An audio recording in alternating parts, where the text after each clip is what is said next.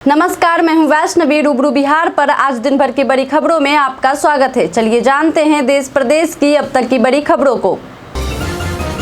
लोकसभा चुनाव का दौर चल रहा है, ऐसे में तमाम पार्टियां एक दूसरे पर टीका टिप्पणी करने में लगी हुई है।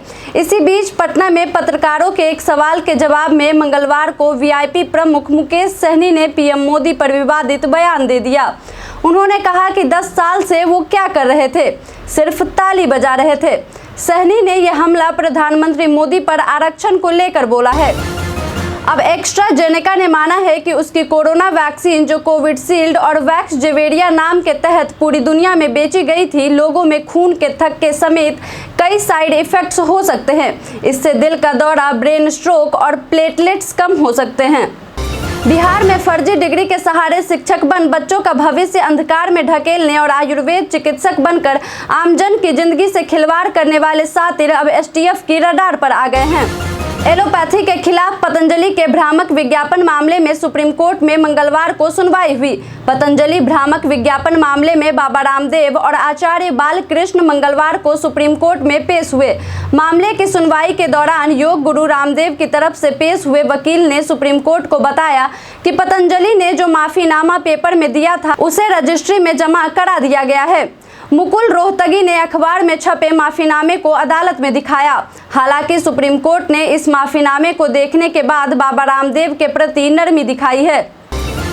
जदयू के राष्ट्रीय अध्यक्ष की हैसियत से नीतीश कुमार ने अपने दल के स्थानीय नेताओं को यह टास्क दिया है कि वे जीत के अंदर यानी मार्जिन बढ़ाने को केंद्र में रख काम करें। तीसरे चरण के लिए चुनाव प्रचार पर निकलने के पूर्व जदयू के राष्ट्रीय अध्यक्ष ने इस टास्क को अपनी इंटरनल वर्चुअल बैठक में इसे आगे किया था। इन लोकसभा क्षेत्रों में नीतीश कुमार की चुनावी सभाएं की आरंभ हो चुकी है। आईएमए के अध्यक्ष अशोकन ने एक न्यूज एजेंसी से बातचीत करते हुए कहा था कि ये बेहद ही दुर्भाग्यपूर्ण है कि सुप्रीम कोर्ट ने आईएमए और प्राइवेट डॉक्टरों की प्रैक्टिस की आलोचना की।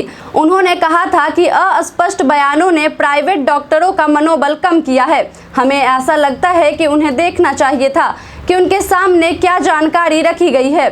शायद उन्होंने इस पर ध्यान ही नहीं दिया कि ये मामला था ही नहीं जो कोर्ट में उनके सामने रखा गया था।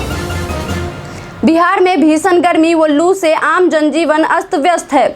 अभी और तापमान बढ़ने की आशंका है। इससे निपटने के लिए स्वास्थ्य विभाग अलर्ट है और सोमवार को तीसरी बार मेडिकल कॉलेजों व सिविल सर्जनों को एडवाइजरी जारी की गई है।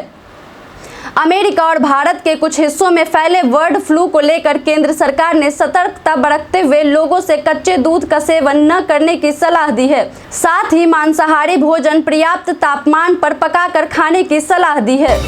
सहकारिता विभाग के प्रधान सचिव संतोष कुमार मल्ल ने गेहूं खरीद की जिलावार समीक्षा बैठक करते हुए लापरवाही बरतने वाले 8 जिलों के जिला सहकारिता पदाधिकारियों के विरुद्ध कार्रवाई का निर्देश दिया है। इन 8 जिलों में सबसे कम गेहूं की खरीद की गई है। पाकिस्तानी संसद में विपक्ष के एक सांसद ने भारत की तारीफ करते हुए अपने ही देश की बुरी गत का जिक्र कर दिया। नेशनल असेंबली में विपक्ष के नेता और जेयूआईएफ प्रमुख मौलाना फजलुर रहमान ने बयान दिया कि एक तरफ भारत है जो लगातार महाशक्ति बनने की तरफ आगे बढ़ रहा है, दूसरी तरफ हम हैं जो दिवालिया होने से बचने के लिए दूसरे देशों से भीख मांग रहे हैं। लोकसभा चुनाव के बीच राष्ट्रीय जनता दल को एक और बड़ा झटका लगा है। पूर्व सांसद रामा किशोर सिंह ने मंगलवार को पार्टी की प्राथमिक सदस्यता से इस्तीफा दे दिया है। उन्होंने पार्टी के राष्ट्रीय अध्यक्ष लालू प्रसाद यादव को अपना त्याग पत्र भेज दिया है। जानकारी के अनुसार रामा सिंह अब चिराग पासवान की पार्टी लोक जनशक्ति पार्टी में शामिल हो सकते हैं। पूर्व विश्व चैंपियन पीवी सिंधु सहित 7 भारतीय बैडमिंटन खिलाड़ियों ने अपनी ओलंपिक खेल क्वालिफिकेशन रैंकिंग के आधार पर 4 वर्ग में पेरिस खेलों के लिए आधिकारिक तौर पर क्वालिफाई कर लिया है। सिंधु और शीर्ष एकल पुरुष खिलाड़ी एचएस प्रणय और लक्ष्य सेन ने बहुत पहले ही ओलंपिक में जगह पक्की कर ली थी और इसकी औपचारिकता सोमवार को पूरी हुई, जो अंतर्राष्ट्रीय बैडमिंटन महासंघ द्वारा निर्धारित कट ऑफ तारीख थी। राज्य में नियोजित शिक्षकों के फोल्डर नहीं देने वाले नियोजन इकाइयों पर प्राथमिकी दर्ज होगी। यह कार्यवाही शिक्षा विभाग की ओर से जल्द होगी। पटना हाईकोर्ट के आदेश के बाद शिक्षा विभाग ने संबंधित निदेशालय को कार्यवाही करने को कहा है। इस बात की भी जांच होगी कि त्यागपत्र देने वाले शिक्षक कहीं फिर से नियुक्त तो नहीं हुए हैं। राज्य में 77,057 नियोजित शिक्षकों के सर्टिफिकेट के फोल्डर नहीं मिले हैं। कर्नाटक के बागलकोट में पीएम मोदी जब रैली को संबोधित कर रहे थे, इसी दौरान उनका ध्यान एक बच्ची पर गया जो हजारों की भीड़ के बीच पीएम मोदी की एक तस्वीर दिखा रही थी। पीएम मोदी सुरक्षा में लगे एसपीजी कमांडो से बच्ची से तस्वीर लाने के लिए कहते हैं। इसके बाद मंच से वह बच्ची से फोटो के पीछे अपना नाम और पता लिखने के लिए भी बोलते हैं। पीएम मोदी बच्ची से वादा भी करते हैं कि वह उसे चिट्ठी जरूर लिखेंगे। महाराष्ट्र के उस्मानाबाद में आयोजित विशाल जनसभा को प्रधानमंत्री नरेंद्र मोदी ने मंगलवार को संबोधित किया। इस दौरान उन्होंने कहा कि मोदी अपना जीवन बदलने के लिए दिन रात काम करता है। वहीं इंडी गठबंधन वाले मोदी को बदलने के लिए पूरी ताकत लगा रहे हैं। मैं आपका जीवन बदलना चाहता हूं, लेकिन वे मुझे बदलना चाहते हैं। अभिनेत्री नीतू कपूर ने मंगलवार को अपने दिवंगत पति ऋषि कपूर को उनकी चौथी पुण्यतिथि पर श्रद्धांजलि देते हुए कहा कि उनके निधन के बाद से जीवन पहले जैसा नहीं रहा है। भारत और कनाडा के बीच रिश्ते पटरी पर आते नहीं दिख रहे। एक बार फिर दोनों देशों के बीच तनाव बढ़ सकता है। दरअसल कनाडा के प्रधानमंत्री जस्टिन ट्रूडो की उपस्थिति वाले एक कार्यक्रम में खालिस्तान समर्थक नारे लगाए जाने के बाद केंद्र ने सोमवार को विदेश मंत्रालय में कनाडाई उप उच्चायुक्त को तलब किया है। राज्य में स्कूली शिक्षा में सुधार लाने में जुटा शिक्षा विभाग ने पढ़ाई के स्तर पर कमजोर विद्यालयों के शिक्षकों को प्रशिक्षण देने का कार्यक्रम भी बनाया है। जुलाई से इस कार्यक्रम पर अमल होगा। इसके लिए विभागीय टीम द्वारा शिक्षकों के प्रशिक्षण के साथ ही स्कूलों के प्रदर्शन पर भी निगाह रखी जाएगी। सुप्रीम कोर्ट ने अस्पतालों में मरीजों से वसूले जाने वाले शुल्क के निर्धारण का मुद्दा उठाने वाली एक याचिका पर सोमवार को केंद्र से जवाब मांगा। शीर्ष अदालत एक याचिका पर सुनवाई कर रही है जिसमें कहा गया कि क्लिनिकल प्रतिष्ठान नियमावली 2012 के नियम 9 को लागू नहीं किया जाना चाहिए। नियम क्लिनिकल प्रतिष्ठानों के पंजीकरण और संचालन शर्तों से संबंधित है। बिहार के पूर्व डिप्टी सीएम तेजस्वी यादव इन दिनों चुनाव प्रचार में जुटे हुए हैं। इस दौरान उन्होंने लोजपा रामविलास के राष्ट्रीय अध्यक्ष एवं हाजीपुर से एनडीए के प्रत्याशी चिराग पासवान को बाहरी उम्मीदवार बताया।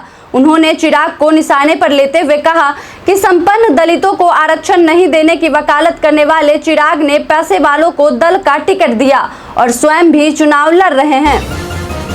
राजस्थान में लोकसभा चुनाव के दोनों चरणों के समाप्त होने के बाद नतीजों का सभी को इंतजार है। 4 जून को नतीजे सभी के सामने होंगे। इसी बीच राजस्थान के पूर्व डिप्टी सीएम सचिन पायलट का बड़ा बयान सामने आया है। सचिन पायलट ने दावा करते हुए तीसरे चरण के चुनाव से पहले बिलासपुर में कहा कि लोगों का मूड देश में बदल रहा है। उन्होंने कहा कि हमारी पार्टी बीजेपी से ज्यादा सीटें जीतेगी। कर्नाटक के बागलकोट में पीएम मोदी ने रैली को संबोधित करते हुए कहा, मैंने सुरक्षा बलों से कहा था कि वे मीडिया को बुलाकर इसकी सूचना दे। मैंने कहा था कि मैं टेलीफोन के माध्यम से पाकिस्तान को रात में बालाकोट हवाई हमले और उससे हुई तबाही के बारे में सूचित करूंगा, लेकिन पाकिस्तान के लोग फोन पर नहीं आए। इसलिए मैंने सुरक्षा बलों से इंतजार करने को कहा और उन्हें सूचित करने के बाद हमने रात के दौरान हुए हवाई हमलों के बारे में दुनिया के सामने खुलासा किया। गुरुग्राम एसटीएफ, नूह पुलिस और दिल्ली पुलिस ने ज्वाइंट ऑपरेशन चलाकर लॉरेंस गैंग के 2 शूटर को गिरफ्तार किए हैं। नूह सदर थाने के अंतर्गत आते गांव पल्ला में पुलिस की आरोपियों से मुठभेड़ हुई। इस दौरान दोनों शूटरों के पैर में गोली लगी है। आरोपियों को नूह सीएचसी में दाखिल करवाया गया है। आरोपी रोहतक के एक बड़े मामले में वांछित थे। तीसरे चरण के चुनाव में एनडीए के पक्ष में मतदान के लिए मुख्यमंत्री नीतीश कुमार ने सोमवार को मधेपुरा से धुआंधार प्रचार का श्री गणेश किया। उन्होंने मधेपुरा के आलमनगर, अररिया के रानीगंज और खगड़िया के बेलदौर में 3 चुनावी सभा को संबोधित किया। नीतीश कुमार ने कहा कि नरेंद्र मोदी को तीसरी बार प्रधानमंत्री बनाने का मतलब है कि बिहार में जातिवाद खत्म कर योग्यता के आधार पर राजनीति की शुरुआत करना। पहले सुप्रीम कोर्ट में भ्रामक विज्ञापन को लेकर अवमानना का केस और उसके बाद अब उत्तराखंड सरकार का लाइसेंसिंग अथॉरिटी का एक्शन, जिसे लेकर इन दिनों रामदेव और बालकृष्ण की मुश्किलें बढ़ा दी है। सोमवार को उत्तराखंड सरकार ने बाबा रामदेव की पतंजलि आयुर्वेद और दिव्य फार्मेसी के लगभग 14 उत्पादों के लाइसेंस रद्द कर दिए। उत्तर भारत के कई राज्य भीषण गर्मी की चपेट में हैं। बिहार के कई जिलों में बढ़ते तापमान और लू को लेकर अलर्ट जारी किया गया है। भागलपुर समेत पूरे बिहार की सड़कों पर लॉकडाउन जैसे हालात हैं। लू की वजह से लोग घरों से बाहर निकलने से भी परहेज कर रहे हैं। मौसम विभाग ने भागलपुर जिले को रेड जोन में रखा है, तो वहीं स्ट्रॉन्ग हीट वेव को लेकर अलर्ट भी जारी किया गया है। सीनियर सिटीजन के लिए भारत सरकार द्वारा संचालित सेविंग स्कीम बहुत ही अच्छी योजना है। इसमें सरकार सबसे अधिक ब्याज भी देती है और टैक्स में भी छूट है। अवकाश ग्रहण करने के 1 महीने के अंदर पोस्ट ऑफिस अथवा बैंक में इसका खाता खोला जा सकता है। केंद्रीय गृह मंत्री अमित शाह ने चुनावी सभा में विपक्षियों के परिवारवाद से लेकर भ्रष्टाचार पर हमला बोला। INDIA में पीएम की रेस में कितने नेता हैं और उसमें राहुल गांधी सबसे पीछे हैं। अपने भाषण में यह बात कहते हुए उस गठबंधन की हकीकत बताई। आज के लिए इतना ही। जिन लोगों ने हमें कमेंट किया था उनका नाम है गंगा प्रसाद, पप्पू कुमार, मोहम्मद महबूब, अतिश श्रीवास्तव, सालू कुमारी, MD वसीम। अब बढ़ते हैं आज के सवाल की ओर। आज का सवाल है कि फर्जी खबर से बचने के लिए आप क्या करते हैं? आप अपना जवाब हमें हमारे कमेंट सेक्शन में लिखकर जरूर बताएं। आज के लिए इतना ही। धन्यवाद।